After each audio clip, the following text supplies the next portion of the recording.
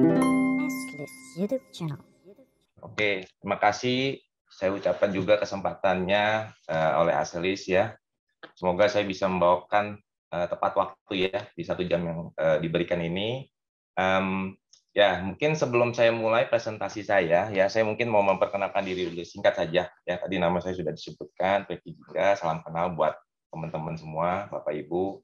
Ya, ya background saya lulusan di Trisakti. Ya, mungkin banyak di sini teman-teman BINUS. Mohon maaf dulu saya memang beda jalur sama Pak Matius. Walaupun teman sekelas ya dulu ya. Nah, sekarang saya sama ya. Franky ya. Sama-sama nggak ada kelas. Iya. Akhirnya sama-sama juga di IT, saya juga nggak nyangka ya.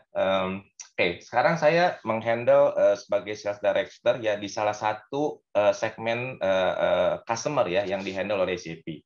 Jadi kalau di SAP itu kalau saya boleh jelaskan secara singkat, kita dibagi 4 segmen, salah satunya saya mid market. Nah, mid market itu bicara di mid size enterprise ya. Seperti itu. Total saya sudah 21 tahun ya, bekerja juga sekaligus pernah jadi entrepreneur ya, cuman mungkin lebih banyak Pak Matius ya secara pengalaman. Entah kenapa saya tetap jadi profesional saat ini walaupun ya adalah investor kecil ya di tempat lain. Secara professional working experience ya saya kebanyakan memang di prinsipal hardware IT ya. Kalau teman-teman bisa lihat di sini, saya juga pernah punya kesempatan ada working engagement sama Pak Felix juga ya pada saat dia masih di Lenovo kalau nggak salah, dan saya di distributor. Ya, itu aja singkat saja. Nah, topik yang saya mau bawakan hari ini ya mungkin kalau tadi Pak Matius bawa ke masa depan ya, canggih bener gitu ya, sampai kehidupan virtual. Kalau saya mungkin bawa yang realita dulu nih. Kita balik ke masa sekarang. Apa yang terjadi ya? Ya, topik yang saya mau bawakan adalah ya tadi udah dibawakan ya topiknya tentang experience ekonomi. Pada dasarnya yang saya mau share di sini adalah mengenai experience ekonomi di mana ini sudah terjadi ya saat ini. Terus bagaimana nih baik perusahaan ataupun ya saya balik lagi mungkin ini juga sharing knowledge juga ke teman-teman jika kita mau melakukan usaha, seperti apa sih supaya kita bisa ya memanfaatkanlah peluang ya dari experience ekonomi ini.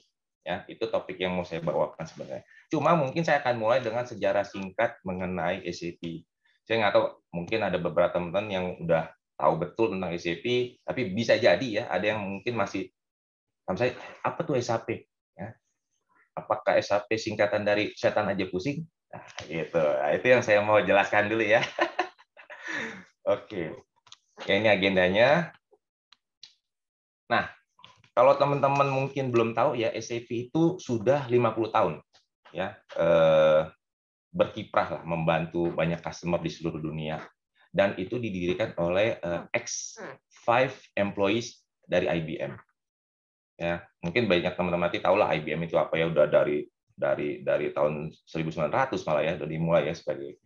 Nah, mereka berlima ini pada dasarnya background-nya pada saat itu dia mengusulkan sesuatu ya ke IBM untuk yaitu meng-create suatu sistem yang menjadi cikal bakal ERP. Cuman pada saat itu mereka mungkin nggak ya mungkin dianggap ini visi yang nggak bagus gitu kan, sehingga mereka mendirikan company dan sehingga sampai sini ya sudah berkiprah dan cukup banyak lah membantu banyak customer untuk menjadi enterprise yang sustainable ya, bahasanya seperti itu.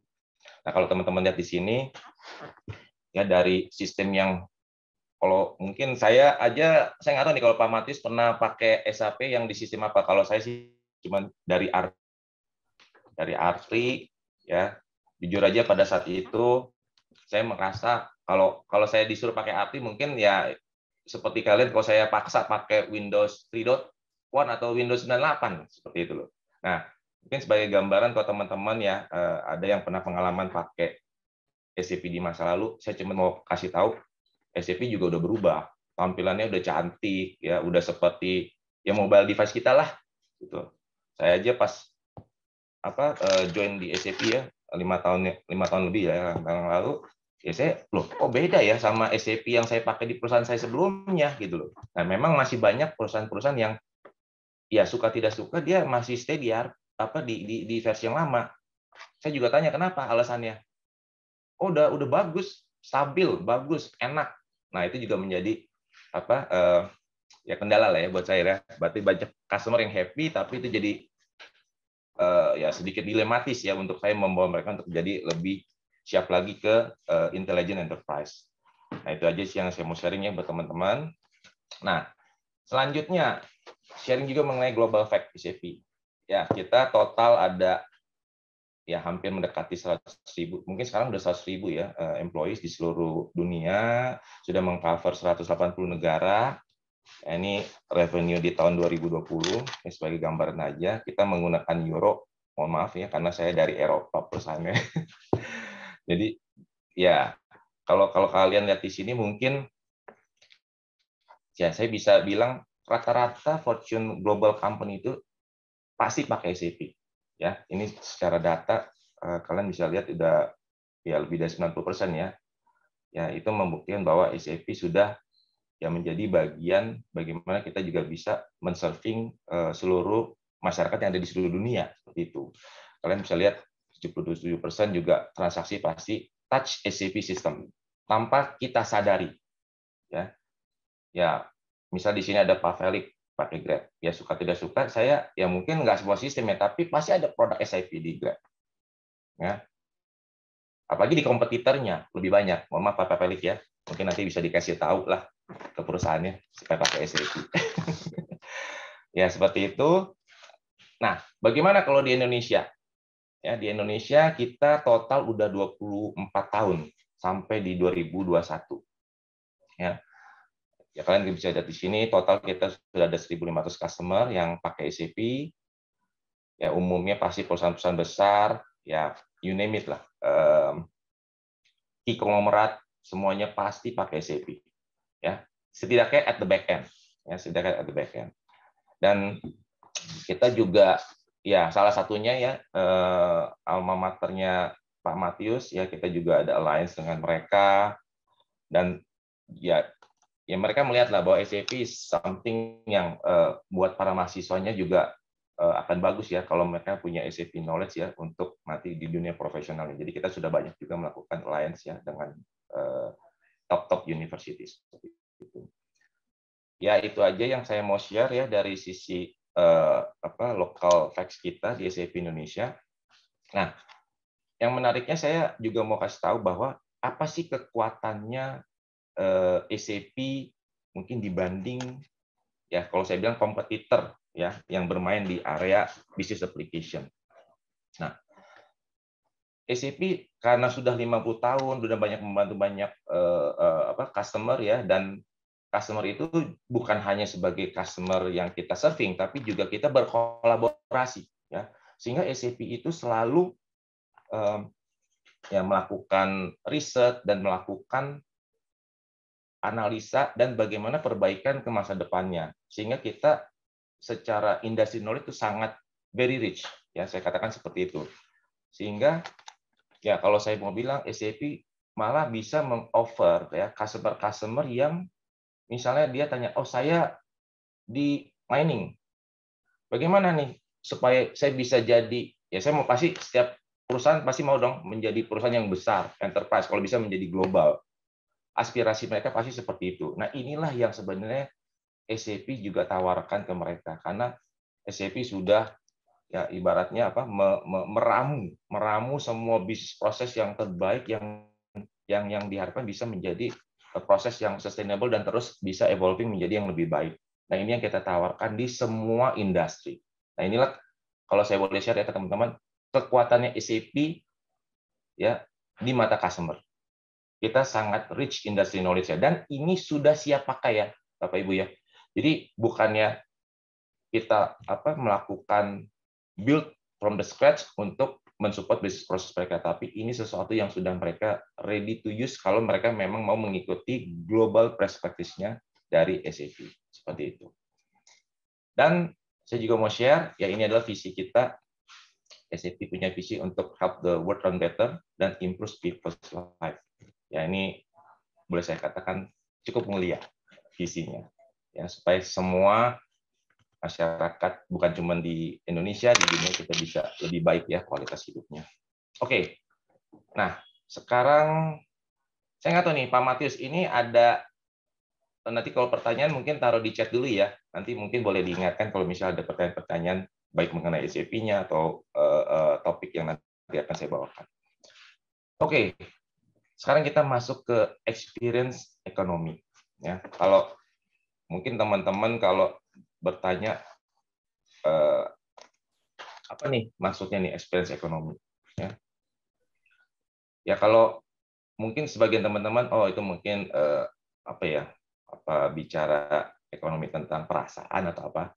Oke, jadi yang saya mau bicara di sini adalah sekarang dunia sudah berubah ya.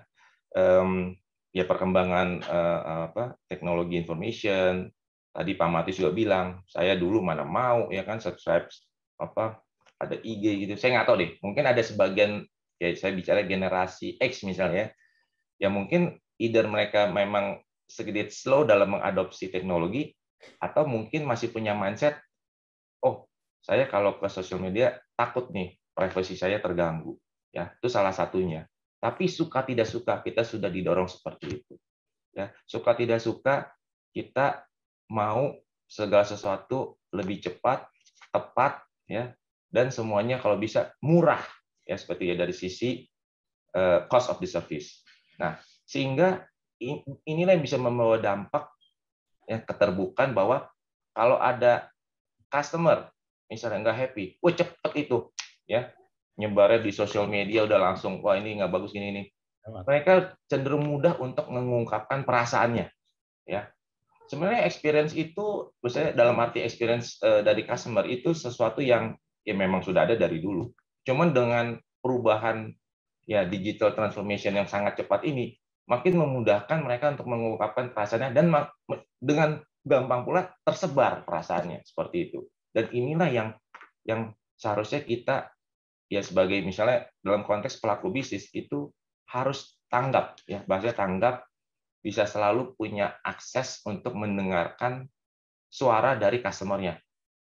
Nah problemnya apakah mereka punya ya tools untuk itu? Nah itu nanti kita akan bicara. Tapi saya mau kasih konteks bahwa suka tidak suka ya di dunia yang sekarang ini semua sudah dipengaruhi oleh perasaan pelanggan. Ya, pelanggan mau membayar lebih mahal ketika dia merasa itu memang worth it, dia merasa itu wajar, dia merasa itu puas, dan mungkin dia akan kembali lagi ya untuk melakukan repurchase. Nah, sebagai contoh, apa yang membedakan experience sama yang tidak ada experience sama sekali? Ya, saya mulai dengan ini. Kalau Bapak Ibu tahu ya, ada yang tahu nggak berapa harga 1 kilo kopi? Setahu saya Pak Matis suka kopi. Mungkin Pak Matis mau kasih tahu nggak? Jadi nggak pernah beli nih. Pernah beli nggak Pak? Kita jualan kopi, bro. Hah? Ada kita jualan kopi, namanya Jualan kopi, oke. Iya, kopi. Kita. Kira-kira berapa biji kopi? Atau nggak kopi bubuk deh? Kopi bubuk. Kalau kita kan yang premium punya. Oke, berapa? Boleh premium nggak apa-apa. Berapa? 1 kilo. Kalau kita per 100 gramnya 60 sampai 80 ribu. Oh, itu kopi luwak ya, jangan-jangan ya? Oh, kopi kita spesial memang. Spesial, oke. Nggak apa-apa. Oh gitu, it's okay. Itu tadi kan 100 gram ya. Saya pakai patokan rata-rata dulu deh. Ya. Walaupun nanti saya bisa relate juga ke situ. Tetap yang namanya experience something itu customer willing to pay for the premium. Ya. Jadi balik lagi, saya baru cek ya kemarin itu 1 kilo ya bubuk kopi kalau kita beli itu harganya 76.000 rata-rata ya rata-rata.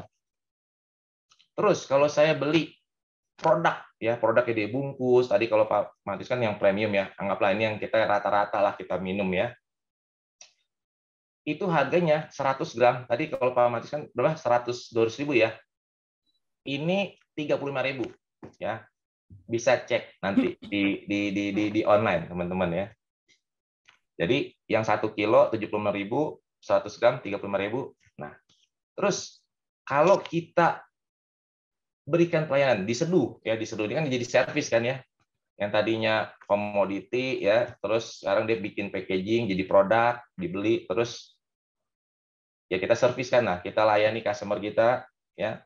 Ini harganya ya saya udah pakai pukul rata-rata kurang lebih 15-20 ribu per gelas. Ya tergantung tempat, tapi balik lagi, kalau tempatnya di sini teman-teman, saya umumnya bayar 50 ribu sih. Entah kenapa, selalu angkanya kurang lebih di angka 50 ribu. Tapi suka tidak suka, teman-teman akan lihat kenapa selalu ramai tempat ini. Nah itu sih, saya memakai analogi ini supaya memberikan gambaran ke ya teman-teman, Bapak Ibu semua. Inilah yang disebut experience. Mungkin kalau saya tawarkan kopi ini ke Pak Matis, wah ini kopi premium ini. Saya nggak suka. Banyak teman-teman saya nggak suka kopi ini. Ya, kopi yang di sebelah sini nih. Nggak suka. Ini bukan pecinta kopi. Tapi kenapa ramai? Dan orang willing to pay premium loh. Padahal kalau kita bayar secangkir segelas 50 ribu itu udah bisa buat makan sebenarnya. Tapi tetap kan ramai. Orang suka beli situ sampai dia jual produknya. Nah, itulah yang di-offer sama Starbucks. Experience-nya. Sehingga customer, dan dia sudah bisa melihat itu. Ya. Bagaimana customer ternyata suka disapa, customer suka ditulis namanya, good morning. Mereka sadar betul customer-nya, ya customer suka diperlakukan seperti itu. Dan data menunjukkan bahwa company yang fokus dan tahu apa yang bisa di-offer dari sisi experience-nya, dia bisa menjual lebih mahal. Ya, ini data menunjukkan. Kalau kita main cuman komoditi ya harganya ya mungkin margin akan tergerus ya, bersaing, berdarah-darah. Tapi yang main di experience cenderung mereka bisa terlalu menaikkan harga mereka di premium dan tetap mendapatkan customer yang loyal. Seperti itu. Ya. Nah, selanjutnya ini juga data ya yang menunjukkan bahwa sebenarnya customer itu juga sensitif ya, teman-teman, sensitif. Jadi kalau dia lihat wah brand ini pelayanannya yang dia rasakan juga nggak baik, dia dengan mudah untuk switching ya. Teman-teman dari sini ada 80% customer gampang loh ya switching brand. Terus bicara dari sisi experience, saya juga mau memperluas sedikit ya konteksnya. Experience itu bukan cuma di sisi customer yang membeli produk, tapi bagaimana perasaan karyawan di suatu company ya. Ini juga data menunjukkan workforce itu merasa ya dia nggak engage berarti dia ya kerja aja, tapi dia nggak tahu dia apakah perusahaan tahu perasaan dia. Nah ini yang dimaksud dari disengage ini ya. Dan banyak sekali perusahaan-perusahaan ya yang ketika dia juga mau mengeluarkan produk, mengeluarkan suatu brand ya untuk di launching, mereka banyak melakukan research ya. Unfortunately tetap gagal setelah itu ya. Kenapa? Karena itu yang saya mau share di sini ya. Banyak customer itu yang ya di sebelumnya tadi merasa ya setelah ada produk muncul ya customer ketika ada feedback segala macam itu tidak didengar sama banyak perusahaan ya, termasuk juga tadi yang dalam konteks ya yang lebih luas karyawan-karyawan di dalam satu perusahaan, sehingga ya banyak turnover dan juga banyak customer yang akhirnya pindah ke brand lain. Nah, data juga menunjukkan di sini kalau customer yang sangat engage ya dengan merek tertentu, dia akan melakukan ya repurchase lebih banyak ya. Di sini sampai tulisannya 90% ya data menunjukkannya dari data yang udah di capture ini. Saya yakin lah pasti di setiap kita ya, bisa contoh Pak Matis, kenapa dia bisa sampai platinum ya. Tadi kan udah platinum. Nggak mungkin kalau misalnya pelayanan yang nggak bagus dia bisa platinum. Mungkin baru bronze saja udah hilang dia ke brand lain ya. Ya, dan akan spend ya lebih banyak intinya. Nah, inilah yang sebenarnya opportunity ya untuk kita semua, terutama Pak nanti sebagai pelaku bisnis, bagaimana kita bisa memanfaatkan ya experience yang ada di yang terjadilah ya di sekarang ini seperti itu. Ya, nah ini bicara juga dari konteks pekerja ya. Jadi kalau perusahaan tahu apa yang dirasakan dan juga mau mendengar feedback dari karyawannya, udah pasti akan meningkatkan retention rate ya dari karyawan dan juga bisa meningkatkan profit loh. Ini suka tidak suka indirectly akan menghasilkan, karena happy employee akan juga bekerja lebih produktif ya, seperti itu. Nah, ini yang saya mau share juga. Ini juga data yang menunjukkan bahwa ya CX ini adalah company yang sangat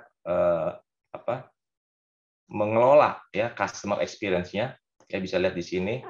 Nah, ini yang nggak terlalu mengikuti dan mengelola lah seperti itu ya. Bisa kita bandingkan nih, shareholder return-nya itu sangat berbeda jauh ya. Perusahaan-perusahaan yang mengelola customer experience-nya ya mendapatkan kemungkinan jauh lebih besar dibanding yang tidak mengelola seperti itu ya. Jadi mungkin saya tambahkan di sini ya teman-teman. Jadi kita sudah masuk ke era yang kalau zaman dulu ya mungkin zaman baru revolusi industri ya semua ditentukan oleh perusahaan ya. Mungkin zaman dulu kalau kita mungkin balik ke 50 tahun ya, perusahaan memproduksi apa itulah yang harus kita beli, kita nggak punya pilihan ya. Personalization hampir tidak ada.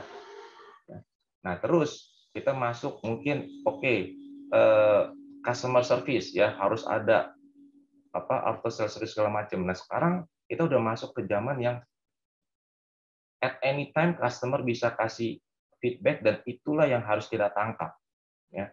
Sekarang customer lah yang boleh dibilang mendikte apa yang harus kita produksi ya. Jadi itulah menurut saya di satu sisi perubahan yang udah nyata ya. Di satu sisi itu juga kesempatan bagi banyak pelaku bisnis untuk bisa mendengarkan dan bisa capture opportunity itu ya. Ya tadi saya bilang kan, zaman dulu ya kalau saya mau beli misalnya anggaplah kalau kita mau beli merek sabun ya kan, ya kalau memang udah diproduksi seperti itu ya kita terima aja, beli aja. Mungkin sekarang beda-beda. Kalau kita bisa, saya rasa udah banyak ya sekarang pelaku-pelaku, bisa ada pelaku bisnis di rumahan, ada pelaku yang bisa membuat customization untuk customer yang udah benar-benar sangat fragmented ya saya bilang ya. Jadi sekarang kita bisa beli dari siapa aja sebenarnya. Udah nggak bisa perusahaan itu merasa semuanya harus ya saya menguasai misalnya satu produk seperti itu. Oke. Nah, balik lagi, data juga menunjukkan banyak perusahaan-perusahaan berpikir ya dia sudah memberikan service atau experience yang oke ya menurut dia. Tapi ini survei menyatakan bahwa cuma 8% yang agree. Berarti kan ada suatu gap ya teman-teman ya di sini ya. Ada gap di mana ya saya pikir, saya melihat data saya baik-baik saja ya penjualan, tapi penyataannya customer ya mungkin aja tidak setuju. Contoh, mungkin kalau saya masih bisnis monopoli, contoh lah, saya ambil contoh ya, ini bukannya menyinggung. Contoh kalau misalnya dulu Pertamina jualan bensin, kita nggak ada pilihan. Ya, kita datang ke situ, ya sebenarnya pada saat itu kalau misalnya ya mungkin Pertamina merasa baik-baik aja ya, dia melakukan pelayanannya buat customer. Tapi kalau misalnya pada saat itu kita mungkin melakukan survei, bisa jadi punya customer kalau misalnya ada pilihan selain saya beli di Pertamina, saya akan pindah. Ya, terbukti ketika ya ada pesaing masuk, langsung mereka berbenah-benah. Ya kan, teman-teman bisa jadi saksi lah, kalau apalagi Parmatis lah, zamannya Parmatis itu jangan. Nah, dan balik lagi, nah itu disebabkan oleh apa? Oke, yang kita sebut experience gap. Ya, experience di sini adalah itu. Jadi tidak ada link antara customer ya sama company yang memberikan service kepada customer tersebut. Jadi ibarat tidak engage, ya tidak engage. Jadi customer kecewa kita nggak pernah tahu, customer komplain, customer maunya apa kita juga nggak tahu. Itu yang kita sebut dengan broken customer experience. Nah, satu lagi juga ya dalam tanda kutip ya terganggu juga oleh sistem-sistem dalam suatu perusahaan yang dia tuh silo, tidak terkoneksi, ya tidak terkoneksi satu sama lainnya, sehingga data yang di sistem yang lain tidak terbaca oleh sistem lain. Yang misalnya gini, saya punya CRM, tapi CRM saya tidak terkoneksi misalnya sama bagian produksi, ya sehingga kebutuhan saya yang untuk misalnya mau deliver ke satu customer, ya mungkin bagian produksi tidak tahu menahu, sehingga terjadilah problem itu. Ya misalnya delivery tidak tepat waktu, banyak hal ya, produk juga salah kirim. Nah itu yang tidak pernah tercapture dan akhirnya tidak dibaca oleh pemimpin perusahaan seperti itu. Dan bicara juga soal missing experience data, maksudnya apa? Itu kita tidak tahu. Ya misalnya saya, misalnya Pak Matius misal beli nih satu produk. Ya, pas dia dapat, ya ternyata ya kok produknya, ya mungkin dia tak akan terima produknya, tapi dia akan bilang, ya gini ya, gampang ya. Kalau misalnya Pak Matius nih, pernah dong Pak Matius misalnya naik online online transportation, ya sering kan? Ya. Setelah selesai diminta rating kan? Ya. Nah bayangkan kalau tidak ada rating itu. Di zaman dulu kita pernah dong naik yang warna biru kan, udah naik masuk dalam otomatis udah hawanya nggak enak ya kan, bau apek. Dia itu nyetirnya juga maju mundur ya, terus bikin mual ya kan, terus tidak ramah lagi ya pada saat. Nah akhirnya apa? Kalau tidak ada platform untuk menyampaikan rating itu, dia mungkin ya kalau ada pilihan dia tidak akan naik lagi yang warna biru. Simple seperti itu. Tapi kalau yang sekarang kan online, kalau dikasih rating tidak happy, akan terbaca tuh sama perusahaannya. Oh kenapa nih customer tidak happy? Mungkin dia akan tegur si drivernya, ya, atau ditanya ke driver, atau mungkin ditanya ke Pak Matis, Pak sorry tadi mengalami ini ya. Nah itu yang kita sebut experience data teman-teman. Ya kalau kita tahu dan kita bisa langsung ya bukan cuma bereaksi tapi juga bisa proactively kita memanfaatkan apa nih yang kita bisa lakukan lebih baik lagi supaya customer tetap loyal ya terhadap kita. Nah itu sebagai gambaran aja soal missing experience data. Ya, jadi di dunia ekonomi experience sekarang customer udah expect lebih banyak lagi, sehingga kita harus tadi yang saya bilang listen berarti kita bisa tahu nih ada anytime customer nggak happy, ya kita tahu oh dia nggak happy sama produk kita, oh dia nggak happy sama pengiriman kita, oh dia nggak happy sama kualitas produk kita, ya sehingga kita pahami dan kita langsung melakukan action. Ini yang akan nanti bisa mengubah ya customer yang tadinya mungkin mau menuju tidak happy menjadi tetap happy karena kita punya respon terhadap keluhan mereka seperti itu. Saya yakin banyak teman-teman di sini seperti itu ya. Walaupun kita mungkin ya kesel ya sama produknya, tapi ketika ada respon yang cepat dan ya ibaratnya merecover itu, kita pasti akan bisa menerima ya karena ya anyway kita kan human ya. Kita punya perasaan dan kita pasti punya something yang akan kita toleransi ketika ada pertanggungjawaban dari pelayan ya dari company yang mungkin kita beli produknya seperti itu. Oke. Inilah yang saya sebut ya dalam konteks bisnis ya, experience dan operation. Ya. Jadi ujung-ujungnya gimana nih supaya kita bisa sigap ya dan malah memanfaatkan opportunity itu ya di dunia experience ekonomi ini teman-teman. Jadi SAP di sini melihat ada yang namanya X ya. Ini yang kita bicara experience-nya ya. Ini yang akan nanti menjelaskan kenapa sih customer mau beli produk kita. Kenapa customer tetap membeli produk kita alias repurchase ya. Dan kenapa juga customer meninggalkan produk kita? Tapi kalau kita bicara company dari sisi operasional, ini ya cuma bicara apa yang terjadi. Ya, apa yang terjadi. Oh, saya udah kirim barang 100 ke 100 customer. Ya, saya bisa lihat. Saya jualnya lebih untung. Oke. Saya customer churn rate-nya tinggi. Ya udah, itu hanya data. Tapi kita tidak tahu kenapa customer berpindah. Kita nggak pernah tahu kenapa customer nggak beli lagi.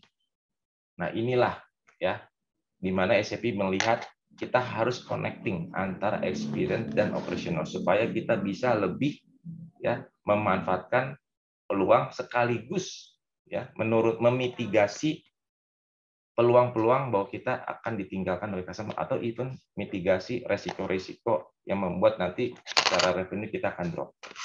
Ya karena ujung-ujungnya customer is our ini kan market ya seperti itu. Nah, sebagai contoh aja, ini sebagai contoh ya, biar kalian dapat gambarannya nih.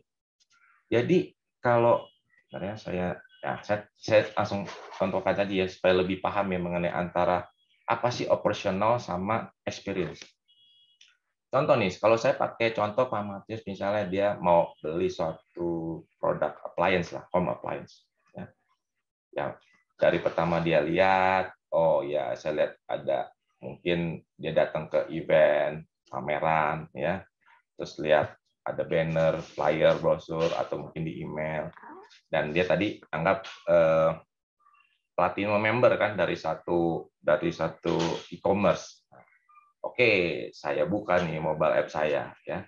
Nah, terus dia bisa, oh lagi nggak, oke mungkin satu-satu ya. Jadi kalau dari sini kan udah ada propensity-nya. Jadi kalau kita bisa capture ini, kita anggap kalau dari sisi operasional itu kecenderungan dia untuk beli produk kita ya. Tapi kalau di sini kita bicara, nah udah ada motivation nih Pak Matius untuk mungkin lihat-lihat beli-beli. Ketika dia udah browsing-browsing kan, ya di misalnya di internet segala macam, dan ketika dia melakukan pembelian, ya itu udah jadi revenue buat kita, ya.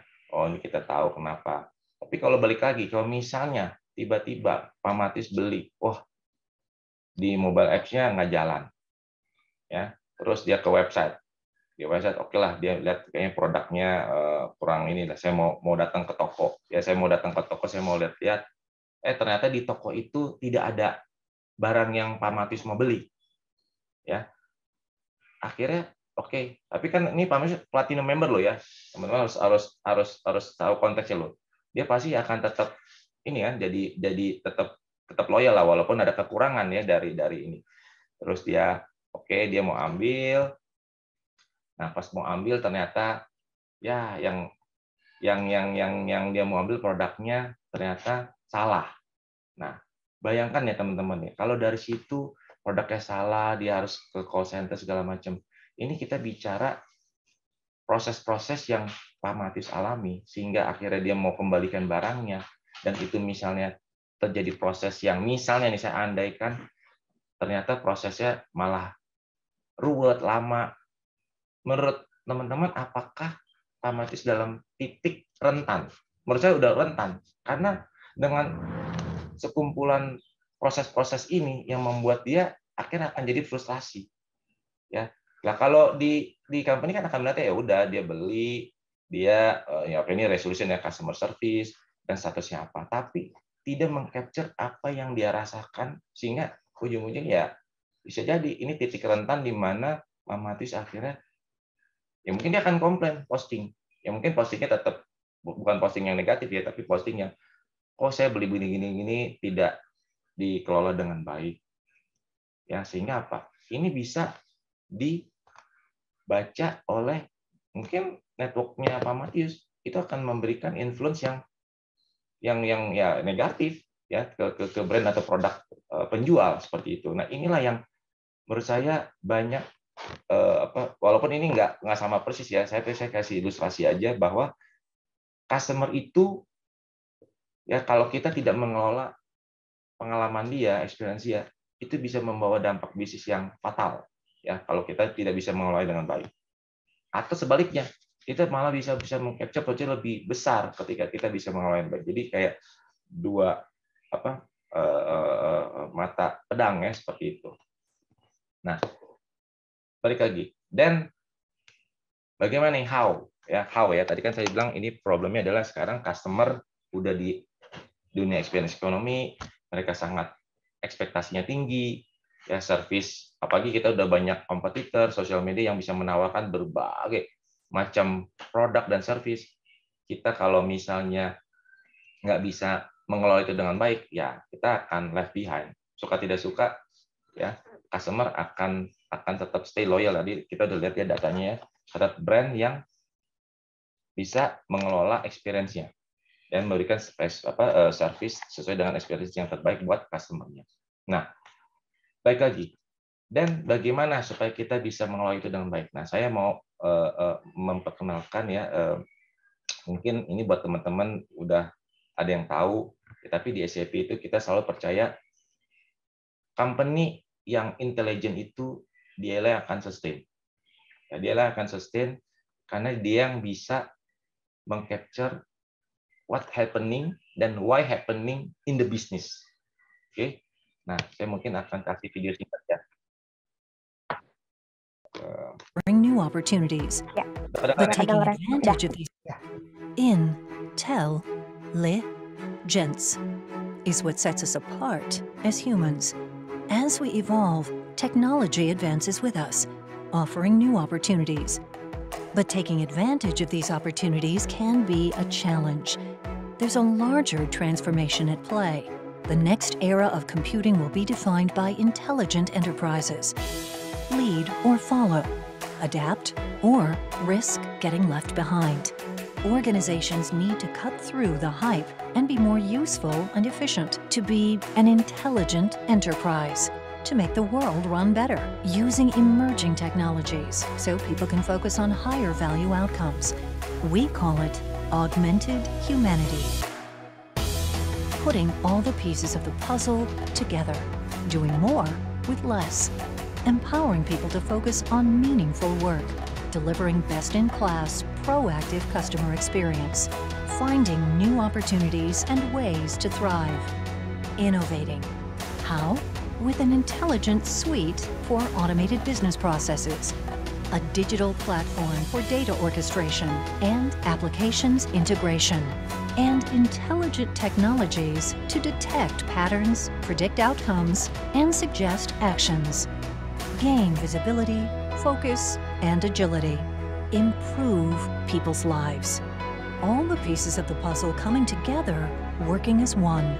That's the intelligent enterprise.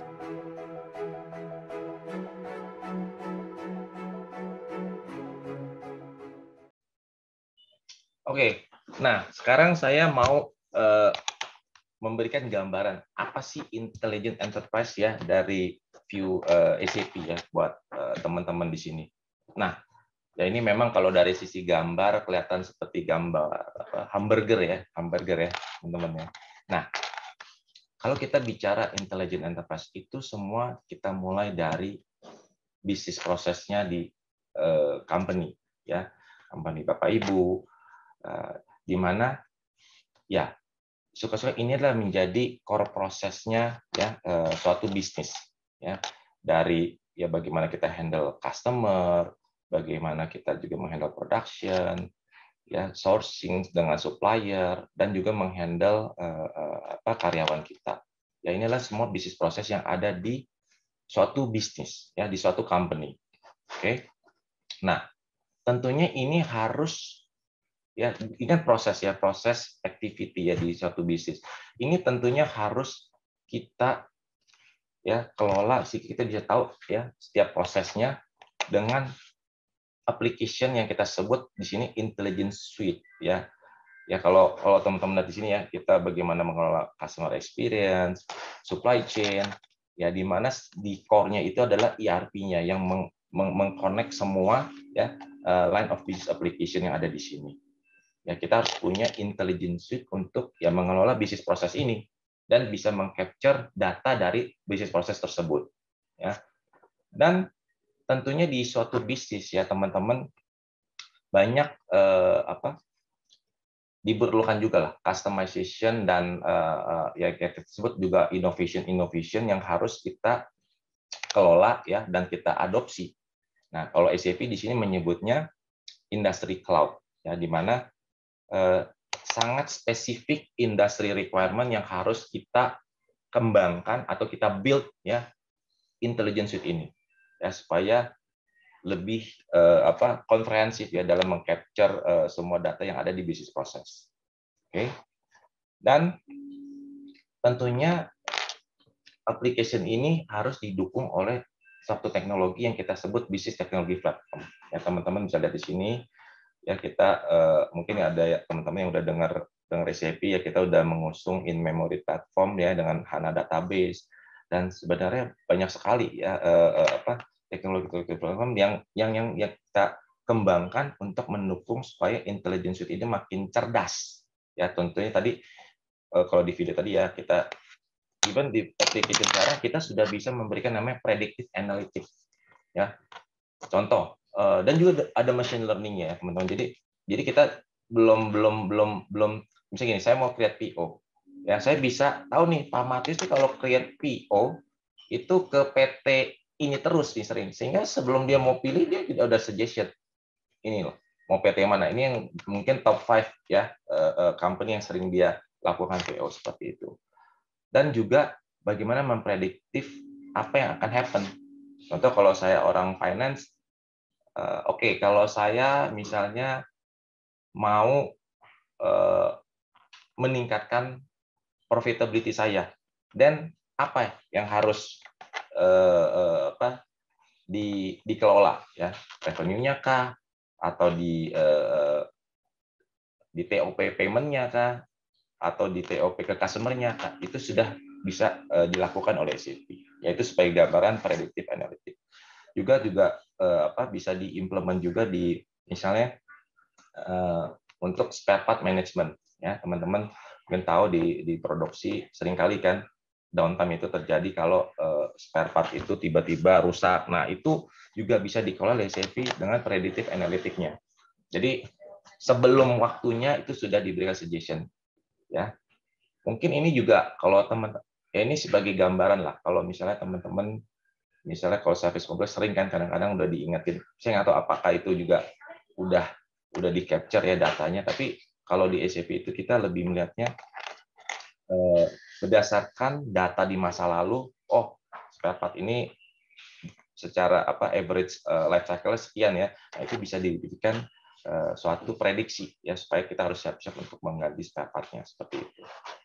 Nah, selanjutnya suka tidak suka SAP paham betul ya, di suatu bisnis itu tidak mungkin kita tidak punya network ya, tidak punya customer kita punya network, supplier juga kita punya network. Apalagi zaman sekarang ya, di era online bisnis, logistik itu salah satu network yang juga cukup penting ya di suatu bisnis kita. Ya, SAP juga memprovide itu, bahwa customer ya dan supplier itu adalah network dari bisnis kita, sehingga kita bisa berkolaborasi dengan mereka ya, yang kita sebut business network. Jadi enterprise itu pasti punya business network. Nah, tadi ya di topik hari ini ya, memang saya bawa topik hari ini kaitannya dengan experience management. Bagaimana experience dari customer kita, karyawan kita, ya, even supplier kita. Why not? Ya kan kita bisa juga mengukur ya experience-nya kita gimana. Ya. Terus ini juga kaitannya dengan nanti bagaimana kalau kita meluncurkan produk ya terhadap brand kita, sentimen-sentimennya yang bisa kita capture ya dari seluruh stakeholder kita. Nah, terus yang lagi tren juga saat ini, bagaimana kita mengelola ya untuk bisa menjadi sustainability ya company seperti itu. Kita udah lihat tren-trennya sekarang ya mengenai climate. Nah, SAP juga punya platform ya, terus untuk kita bisa mengakses, kita punya sustainability data, kita analyze dan kita bisa act, terutama banyak ya mungkin di negara-negara luar ya, Eropa itu udah banyak sekali regulasi-regulasinya untuk setiap perusahaan-perusahaan, terutama yang banyak mengelola di natural resources ya, itu mereka harus tunduk sama aturan-aturan yang berlaku. Nah, ini bagaimana nih bisa comply dengan aturan-aturan tersebut. Nah, inilah yang juga harus diperhatikan. Nah, terus bicara infrastrukturnya. Ya, kita udah tahu lah, sekarang semua tren online dan juga sama dari sisi infrastruktur, kita juga melihat ya sudah menjadi suatu kebutuhan ya bahwa customer itu ya fokus ke business application. Untuk infrastrukturnya mereka bisa taruh di, udah tidak perlu lagi mikirin hardware refresh ya teman-teman. Mungkin kalau zamannya Pak Matis dulu, saya masih ingat di Asal, mungkin tiap berapa tahun tuh, 5 tahun harus mikirin nih, aduh ini perangkat hardware harus diganti nih. Nah kalau sekarang customer udah nggak perlu, fokus aja ke bisnis mereka. Ya ini akan dikelola oleh SAP dan ya hardware pergantian segala macam udah nggak perlu tahu, udah nggak perlu dipusingkan, sehingga bandwidth, fokus, effort semua bisa difokuskan hanya untuk ke bisnisnya. Nah inilah yang saya sebut ya run business as an intelligent enterprise. Semua aspek-aspek ini, komponen-komponen ini yang harus diperhatikan. Oke. Nah, sebagai mungkin take away ya, saya juga akan share ke teman-teman. Jadi SAP melihat ya based on businesses ya, dia itu harus intelligent dan dialah yang nanti akan bisa mendeliver optimal experience ke semua stakeholder. Jadi stakeholder itu bukan cuma customer, tapi juga employee dan even supplier, ya seperti itu. Ya, dari sini kita bisa lihat data. Oke, kita tadi sudah punya platform untuk ya atau tools untuk meng-capture data. Sehingga bagaimana kita bisa mendapatkan insight dari situ, ya. Dan ini juga dilakukan ya proses-proses untuk kita semakin berinovasi ya dan akhirnya terus berulang-ulang nih seperti ini. Nah, ujung-ujungnya adalah untuk mendeliver ya customer experience yang lebih baik, yang engaging dan trust level di customer ke kita makin meningkat ya dan termaintain dengan baik. Di satu sisi, intelligent enterprise pasti juga akan ya engage dengan fokus mereka dan makin bisa memotivasi dan tahu bagaimana bisa membawa mereka jadi lebih produktif. Ya, mungkin sebagai contoh saya nggak tahu kalau di perusahaan tempat lain, tapi yang pasti saya mau kasih contoh di tempat saya itu SAP setiap setahun itu ada 4 kali kita melakukan pulse survey namanya.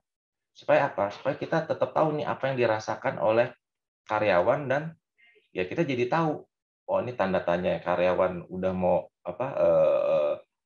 mungkin udah nggak happy lagi ya di sini ya kita udah bisa berantisipasi seperti itu. Nah itu yang kita lakukan. Saya rasa ini sama persis ya yang dilakukan oleh, saya mungkin ambil contoh ada salah satu online transportation juga dia menggunakan tools ini ya untuk mengukur ya di setiap touch point dengan customer-nya apa sih yang customer rasakan. Ya contoh pada saat deliver barang, oh happy. Pada saat mungkin udah terima produknya, happy atau enggak? Happy atau enggak? Jadi dia juga bisa tahu. Jadi di setiap touch point dia akan selalu mengukur seperti itu. Ya. Nah, di mana juga intelligent enterprise ini harus ya apply ya supaya bisa memberikan, jadi apply innovation yang supaya bisa nanti bisa makin memberikan pelayanan yang lebih baik ke customer. Ujung-ujungnya seperti itu kan. Nah, intinya adalah bagaimana kita bisa meng-close tadi ya di awal yang saya bilang experience gap ya by connecting experience data dan operational data. Nah, ini sebagai gambaran ya teman-teman ya. Bagaimana intelligent enterprise itu bisa mempower experience economy. Nah, ini yang tadi saya bilang ya. Ada karyawan. Ini bagaimana kita bisa mengelola experience-nya di sini. Ya, dan di sini adalah bicara mengenai operational data. Ya, hasil penjualan, hasil produksi, data karyawan. Tapi bagaimana kita bisa connect ini. Sehingga ini semuanya terkoneksi dengan baik. Seperti itu. Ya, itu aja dari saya.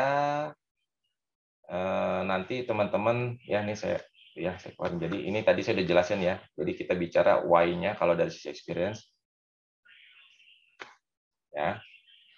Jadi takeaways-nya adalah kita bicara nanti bagaimana perusahaan itu ya ini bisa bikin customer happy, tetap engage karyawannya, tetap berinovasi sehingga bisa mengoptimalisasikan brand experience-nya ke customer. Ya. Itu aja saya rasa teman-teman ya. Jadi the best run businesses make the world run better. Thank you. Mungkin ada pertanyaan? Oke, terima kasih Pak Franky atas materi yang dibawakan. Tadi kan kita udah lihat nih bagaimana kita bisa mengelola SAP atau Intelligence Enterprise yang dapat membuat customer experience meningkat dan menjadi semakin baik. Kira-kira dari para peserta, apakah ada yang mau ditanyakan? Bisa langsung tanyakan ke kolom chat atau bisa langsung open mic aja. Silakan.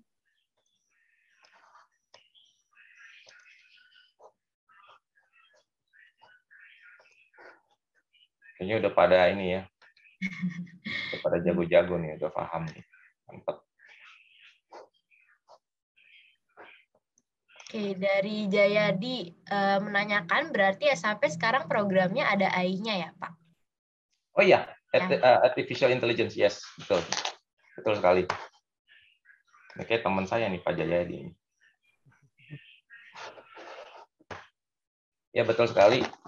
Jadi kita sudah meng-apply artificial intelligence, machine learning, ya sehingga itu kita bisa connect juga ya dengan tools-tools yang udah ini ya banyak beredar ya di market untuk IoT-nya. Bagaimana kita bisa mensensor bukan cuma mesin-mesin sampai ke ya mungkin ke human juga ya seperti itu. Dan bagaimana kita bisa meng-capture itu supaya kita bisa kelola ya informasi itu. Intinya kalau menurut saya perusahaan yang intelijen itu harus bisa tahu apa yang terjadi ya di bisnis mereka dan why-nya. Baru mereka bisa memanfaatkan insight itu sehingga mereka jadi ya balik lagi memitigasi resiko bisnis ataupun meng-capture new opportunity seperti itu. Oke, baik. Saya mau nanya dong. Ya, silakan. Apa kabar Pak Franky? Ya, baik. Thank you sudah menjadi narasumber di Excelis. Sama Bro Markus juga udah kenal ya. juga. Gimana? Kalau kita perhatikan ya ini awam saya ya. SAP ini kan melayani enterprise banyak kan ya. Dan kita perlu paham juga bahwa di Indonesia ini kan banyak juga ya perusahaan-perusahaan yang menengah gitu ya. Yang ya mungkin secara bisnis proses juga tidak terlalu sulit segala macam ya. Nah, apakah SAP sudah tapping ke opportunity itu ya? Dalam artian dengan tentunya dengan investasi yang mungkin justify untuk perusahaan medium itu begitu ya. Ya itu aja kurang lebih Pak Franky. Thank you. Saya jawab langsung ya Pak ya. Ya. Jawabannya sudah. Sudah. Jadi gini, mungkin ini buat teman-teman ya. Banyak kan yang berpikir SAP ya ERP, betul ya. Mungkin dulu ada yang kuliah IT ya ERP, pikir ERP-nya cuma satu versi aja. Jadi kalau di SAP itu sebenarnya untuk ERP, kita bisa ERP dulu ya, bisa semua perusahaan ya, apalagi yang perusahaan yang baru mau berkembang, mereka akan mulai dulu dari bagaimana bisa menyatukan semua lini bisnis prosesnya kan dengan ERP. Nah, di SAP itu kita sebenarnya punya beberapa pilihan untuk perusahaan-perusahaan sesuai dengan skalanya. Tadi Pak Markus kan bilang yang bagian yang masih baru start nih, ya kita ada namanya SAP Business One. Ya itu sangat bisa start mungkin very small investment lah bahasa seperti itu. Ini saya kasih contoh langsung ya. Tadi e-commerce yang Pak Matius pakai juga dulu awalnya dia pakai Business One karena baru mulai. Ya. Yang sekarang udah makin berkembang begitunya ya. Akhirnya ya sesuai dengan bisnis requirement yang makin kompleks, ya makin makin intens juga sehingga dia harus upgrade ya ke versi yang lebih komprehensif lah, bahasa saya seperti itu. Nah, kita punya namanya SAP S/4HANA. Ya, S/4HANA. Tadi kan saya udah share ya historinya itu S/4HANA yang mungkin evolusi dari yang R1, R2, R3 sehingga jadi SAP S/4HANA. Yaitu memang diperuntukkan untuk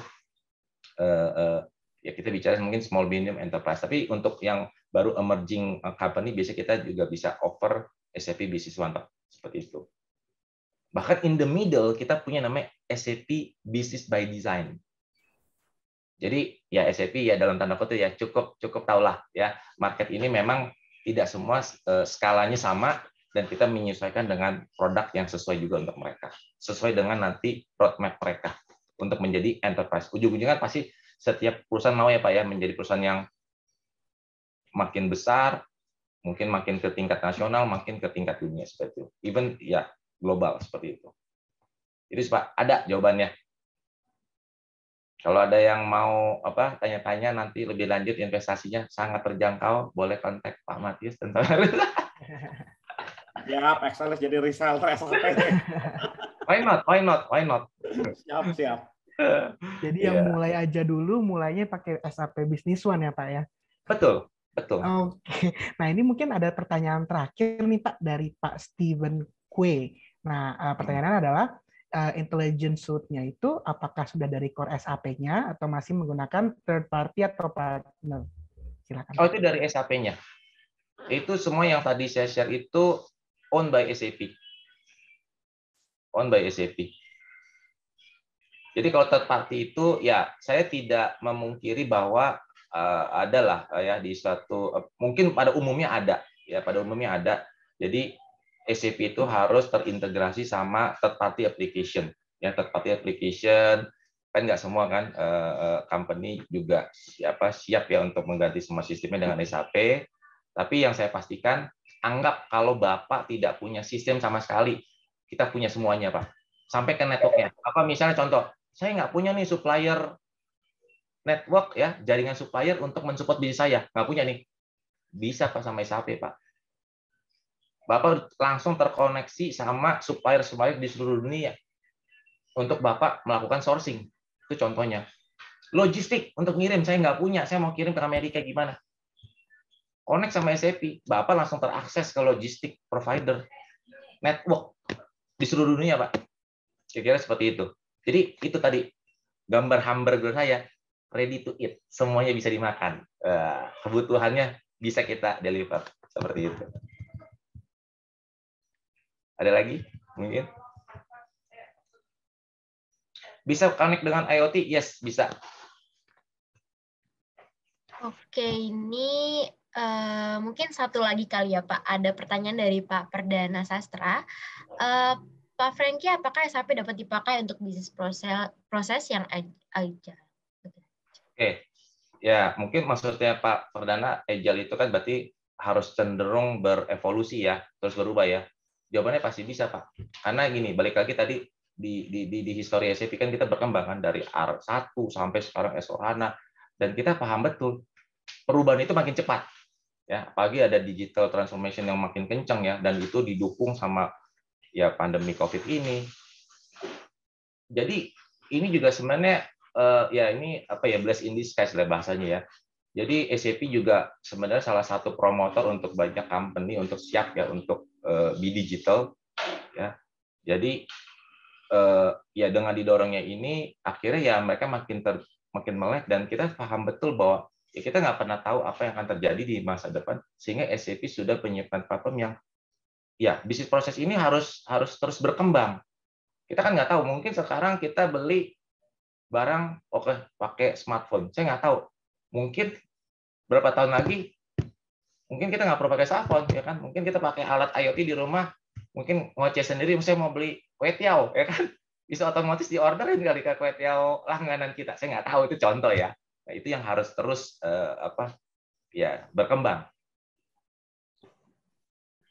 Oke, kalau begitu terima kasih atas kesempatannya ya kepada Pak Matius, Pak Markus, dan teman-teman dari Aselis. Semoga makin sukses ya ke depannya. Terima kasih tadi untuk kolaborasinya di acara ini juga.